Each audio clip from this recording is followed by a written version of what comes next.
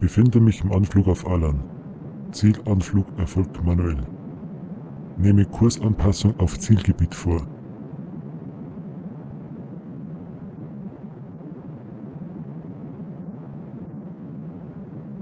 Bedingungen sind gut, keine atmosphärischen Störungen. Zielhöhe für Landeanflug erreicht. Sinkflug eingeleitet.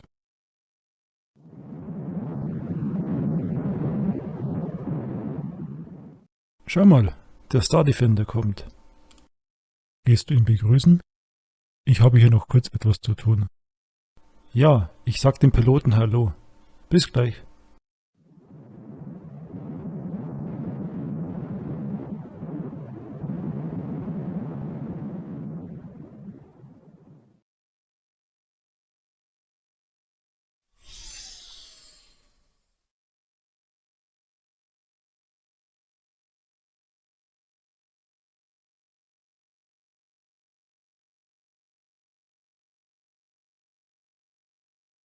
Hallo, ich bin Edwin Smith. Hallo, mein Name ist Cyan Cooper.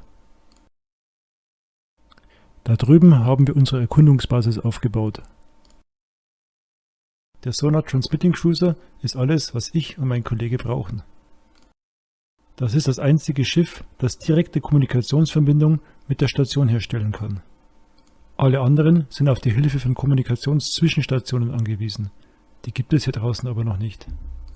Sehr beeindruckend. Willst du mir mal deinen Star Defender zeigen? So einen bin ich zuletzt bei der Pilotenausbildung geflogen. Klar doch. Auf welcher Akademie warst du denn? Ich war bei den Eagles. Echt? Ich auch. Was ein Zufall. Also, hier haben wir die Spezialmodule für das Scannen nach Rohstoffen in niedriger Tiefe. Die funktionieren bis 400 km/h Fluggeschwindigkeit. Ich kannte den Star Defender bisher nur mit Transportmodulen. Ja, so wird auch heute noch ab Werk ausgeliefert. Mittlerweile ist der Star Defender aber multifunktional einsetzbar. Sehr praktisch. Von dieser Version hier gibt es nur 5 Stück. Hier wurde auch das Mittelteil modifiziert.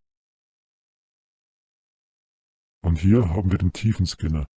Funktioniert bis 30 Meter bei Sand und 15 Meter bei Fels. Diese Technik reicht für eine Rasterscannung völlig aus. Die Detailsuche müssen dann natürlich Bodenfahrzeuge übernehmen. Echt beeindruckend, die Technik. Und wo ist die zusätzliche Recheneinheit für den Scanner verbaut?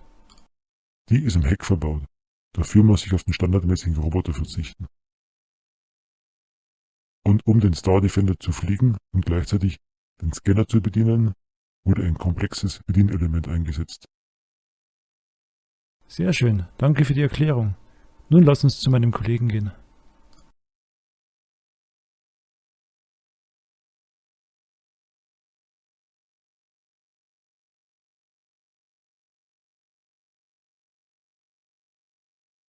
Hallo, freut mich. Willkommen. Danke, freut mich auch. Wie lange seid ihr schon auf Alan? Das sind jetzt circa 2 Wochen. Und, wie ist der Planet so? Alles ruhig hier? Alan hat seine Tücken. Der Boden ist teilweise instabil und es kann heftige Stürme geben. Gut zu wissen. Ich werde Acht geben. Du bist mit Sicherheit müde von dem langen Flug. Ich denke, im Schlafmodul ist Platz für 3, wenn wir etwas zusammenrutschen. Ja, das ist sicher kein Problem. Es ist eh schon spät. Danke. Das erspart mir eine Nacht im Raumanzug in meinem Flieger. Dann lasst uns reingehen. Schlafmodul öffnen.